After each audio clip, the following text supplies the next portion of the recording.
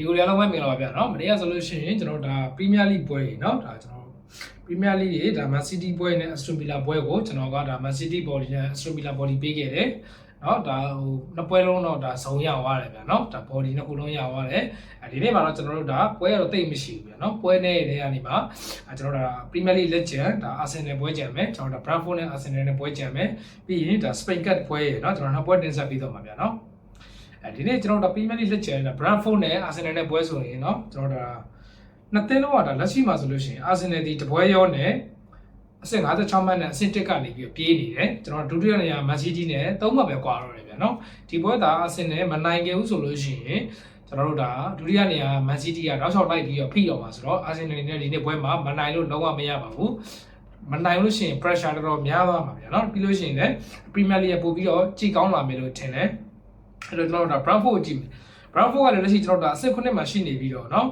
ဒါလီဗာပူးတို့နဲ့အမှတ်ကတိတ်မကွာဘူး Brentford ကပြီးနှစ်သင်းလုံးရဲ့ head to head အရာကြည့်တော့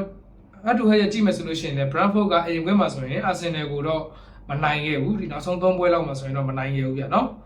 နောက်ဆုံး3ပွဲလောက်မှာမို့နောက်ဆုံး4ပွဲလောက်ထိကို Brentford ဒီ Arsenal ကိုဒါ Brentford သူ့ရဲ့အိမ်ခွင်းမှာ Arsenal ကိုအနိုင်မရခဲ့သလိုတရေရတဲ့လောက်ထိလည်းဆွဲခေါ်ပြီးတော့ကန်နိုင်ထားတာလည်းမတွေ့ရဘူးဒီနေ့ကကျွန်တော်ဒါ Brentford ရဲ့အိမ်ခွင်းဆက်ဆောင်ရေးကြည့်မယ်ဆိုလို့ရှိရင်လည်း Brentford ကဒီနောက်ပိုင်းဒါ Nottingham Forest ကိုတော့ရှုံးလာတယ်ဒါပေမဲ့အိမ်ခွင်းတော်တော်လေးကောင်းနေတယ်မှာပါတယ်ဘာလို့လဲဆိုလို့ရှိရင် Sunderland ကို 3-0 Spurs ကို 0-0 Bournemouth ကို 4-1 เนาะဒါ League ကို 1-1 နဲ့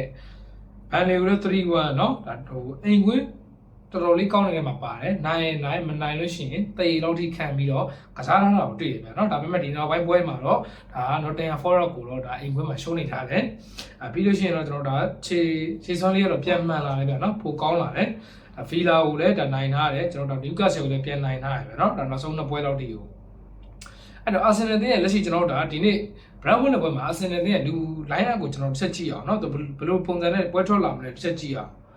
အာဆင်နယ်ကကျွန်တော်တို့ဒါလက်ရှိကြဘယ်တာမှာလုံးဝအားကိုအားထားရတယ်ဒါထရိုဆာကနာသွားတယ်ပြီးညတာမှာအားထားရတယ်ဆာကာလည်းနာနေရဗျာနော်အဲ့တော့ညတာမှာကျွန်တော်တို့ဒါမက်ဒဂီရဲ့ဘယ်တာမှာမာတင်နယ်လီရဲ့နဲ့ကျွန်တော်တို့ဒါလောလောဆယ်စာရန်လိုင်းအရာဒီလိုပုံစံမျိုးနဲ့ပွဲထွက်လာဖို့များတယ်ဗျာနော်ဒါအဓိကသမားတွေကနာနေရဆိုတော့ဟိုဆာကာနာလားအဲ့လိုဒီပြဿနာမရှိဘူးဆိုပေမဲ့ဟိုအာဆင်နယ်မှာတကယ်လုံးဝယုံပြီးတော့ဒီပြီးခဲ့တဲ့ပွဲကြီးမှာတောက်လျှောက်9ရောက်ဖန်တီးပေးနေတာထရိုဆက်ဗျာနော်အာဆင်နယ်မှာတော်တော်လေးကိုယုံအားကောင်းနေတာကကျွန်တော်အမြင်ပြောတာနော်ဒါထရိုဆက်ကိုမြင်တယ်ထရိုဆက်ကတော်တော်လေးအာဆင်နယ်ပေါ်မှာတော့တော်တော်လေးကိုဒါလုံးပြထားတာအများကြီးပဲဗျာနော်ပြီးခဲ့တဲ့ပွဲတွေမှာဆိုရင်လည်းဒါဒိုးပေးထားတာတွေရောဖန်တီးပေးထားတာတွေရောပြီးလို့ရှိရင်ကိုသင်းထားတာတွေရောထရိုဆက်တော်တော်လေးကောင်းနေဗျာနော်အဲ့တော့ဒါဒီအဓိကသမားနှစ်ယောက်လုံးကလည်းမပါဘူးပဲတောင်းပါမှာเนาะဒါမာတင်နယ်လီတို့ဘာလို့ပွဲထွက်လာဖို့များတယ်ဒါပေမဲ့လည်းအာဆင်နယ်လိုအသင်းမျိုးကဘယ်လိုပုံစံနဲ့ပဲပွဲထွက်လာသူ့ရဲ့တေးဖောင်ကတိဆောက်ထားပြီးသားအတွက်ကြောင့်เนาะနီးပြမိုက်ကယ်အာတီတာကเนาะဒါတိဆောက်ထားပြီးတဲ့အတွက်ကြောင့်ဘယ်လိုပုံစံနဲ့ပဲပွဲထွက်လာအရင်နဲ့ပွဲထွက်လာလဲသူဒီလိုကစားကွက်နဲ့ဒီလို formula ပဲသွားတယ်ဗျာเนาะအဲ့တဘောတော့ရှိတယ်အဲ့တော့ဒီမနေ့ပေးနေတဲ့ကျွန်တော်တို့ဒါဈေးတန်းကလည်းအာဆင်နယ်ကနေပြီးတော့ကျွန်တော်တို့ကြည့်ရတော့နည်းနည်းလေးဈေးတန်းကနည်းနည်းလေးတော့ပျော့တယ်ဗျာเนาะအာဆင်နယ်ကနေအဆင့်1အာဆင်နယ်ကအဆင့်9က Brentford ကိုတစ်လုံး40စားတယ်ပြီးရတဲ့ဈေးကတော်တော်လေးတော့ပျော့တယ်ဗျာနော်နည်းနည်းလေးစဉ်းစားစရာဖြစ်တယ်အဲ့တော့ body ဈေးနှန်းကတော်တော်လေးပျော့တယ်ကိုပေါင်းဈေးကတော့ကျွန်တော်တို့ဒါနှလုံးကိုအပြည့်ရှုံးတယ်ဒါစတင်ထားတယ်ဗျာနော်အဲ့တော့ဒီဘက်မှာကျွန်တော်တို့ဒါ body ကတော့ဈေးနဲ့ရန်တွဲတဲ့ကြောင့်အာဆင်နယ်ဒီနေ့ပွဲမှာအရင်လူနဲ့လည်းပွဲထွက်လာသလိုပြီးလို့ရှိရင် Brentford ကလည်းအိမ်ခွင်းကောင်းတယ်အိမ်ခွင်းမာတယ်တိုင်းမှာပါတဲ့အတွက်ကြောင့်ကျွန်တော်စိတ်ထင်တော့ဒီပွဲဒီ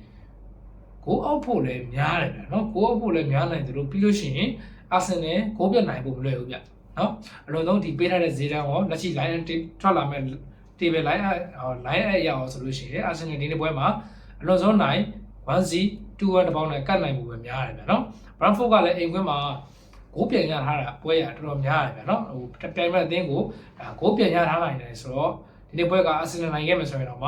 ှကိုပေါ်လိမ့်မယ်လို့ကျွန်တော်ထင်တယ်အဲ့တော့ Arsenal ပွဲကိုကျွန်တော်အဓိကပေးချင်တာကတော့เนาะကျွန်တော်ဒါကိုပေါင်းစီးကနှလုံးကိုအပြည့်ရှုံးဆိုတော့ကျွန်တော်ကတော့ကိုပေါင်းအပေါ်နဲ့စဉ်းစားချင်တယ်ဒါအဓိကပေးချင်တာတော့ကိုပေါင်းပါเนาะဒါ body ကြိုက်တဲ့ညီကိုတွေကတော့ Arsenal body ပဲဆော့ပါဘာလို့လဲဆိုတော့ Arsenal ကတည်ရင်နဲ့အနိုင်ပဲရှိရပြန်เนาะဒီလောက်တော့ရင်းရမယ်တကယ်တော့တည်ကြခဲ့ရင်เนาะကျွန်တော်တို့ဒါရင်းရမှာပေါ့ဗျာเนาะတည်မကြောက်ဆိုတော့တလုံးနဲ့ကတ်နိုင်မယ်ဆိုရင်ကျွန်တော်ပြ40လောက်စားရမယ်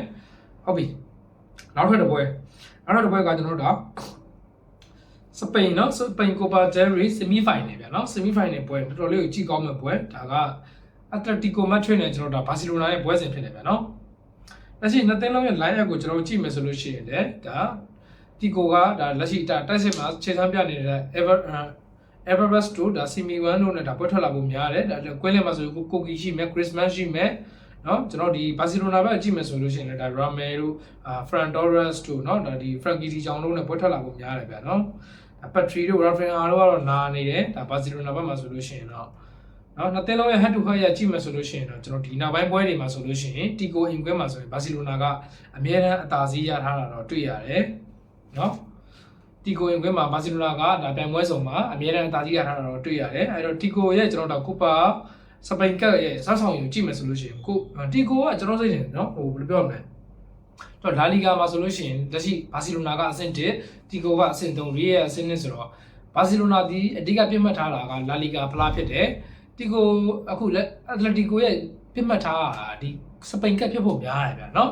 စပိန်ကကိုသူအဓိကထားဖို့များတယ်ဘာလို့လဲဆိုတော့သူလာလီဂါမှာရီရဲ့နဲ့ဘာကောင်ကိုကြော့ပြီးသူသွားတိုးဖို့ကမလွယ်ဘူးဆိုတဲ့အတွက်ကြောင့်ဟိုဒီစပိန်ကကိုအဓိကပြတ်မှတ်ထားပုံရတယ်ဗျာဘာလို့လဲဆိုရင်စပိန်ကမှာစွမ်းဆောင်ရည်ကရီရဲ့ဘတ်တစ်ကိုကျွန်တော်တို့ 5C နဲ့တွင်းထားတယ်နော်ဒီပိုတီပူကိုဒါလာလီဂါလီ2ကဒီပိုတီပူကို 0-1 နဲ့နိုင်ထားတယ်နော်ပြီးလို့ရှိရင်ကျွန်တော်ဒါအက်တလက်တိုဒီဝေးဝင်းမှာလည်းဒီလီကပ်မှာပဲကျွန်တော်တို့2-3လောက်နဲ့နိုင်ထားတယ်ဗျာနော်အဲ့တော့ပြောချင်တာကဘာလဲဆိုတော့ကျွန်တော်ဒီစပိန်ကပ်မှာဆိုရင်တီကိုရဲ့ဆွမ်းဆောင်ရည်ကတော်တော်လေးကောင်းတယ်ဗျာနော်အဲ့တော့တီကိုကဒီဖလားကိုပြတ်မှတ်ထားနေတဲ့ပုံအတွက်များတယ်အဲ့တော့ဘာစီလိုနာလို့ကျွန်တော်ပြန်ကြည့်မယ်ဆိုတော့ဘာစီလိုနာလည်းဒီဖလားမှာရှုံးပွဲမရှိသေးဘူးဗျာနော်ဒါစပိန်ကပ်မှာဆိုလို့ရှိရင်တောက်လျှောက် 2-0-2-1 နော် 2-0-2-1 2-0နဲ့တောက်လျှောက်တပွဲကိုဗျာများနှစ်ကုန်းလုံးနဲ့တွင်းပြီးတော့ဒါအနိုင်ယူပြထားတယ်ဗျာနော်အဲ့တော့ဒီမနက်ပေးထားတဲ့ကျွန်တော်တို့ဈေးတန်းကလည်းဒါဘာစီလိုနာကနေပြီးတော့ level 45ပြရှုံးပြန်နော် level 45ပြရှုံးဘာစီလိုနာ body ထိုင်နေတဲ့ညီကိုတွေက45ပြတော့ရင်းပြီးတော့ဘာစီကိုထိုင်လို့ရမယ်ကိုပေါင်းကတော့3လုံးကို45ပြရှုံးဖြစ်တယ်ဗျာနော်အဲ့တော့ head to head ရကြည့်မယ်ဆိုရင်တီကိုအင်ကွင်းမှာဆိုရင်ဂိုးပေါ်ထားတာလည်းများတယ်လို့ကျွန်တော်တို့ဒါဂိုးပေါက်ထားတာလည်းများတယ်ဗျာနော်အနည်းဆုံး3လုံးလောက်တော့ပေါ်တယ်ဒါပေမဲ့ဒီကောင်ဒါ semi final ပွဲလေးဖြစ်တယ်တကယ်အကျိတ်နဲ့ကြည့်ရမယ်ပွဲလေးဖြစ်တဲ့အတွက်ကြောင့်တော့နှစ်သင်းလုံးရဲ့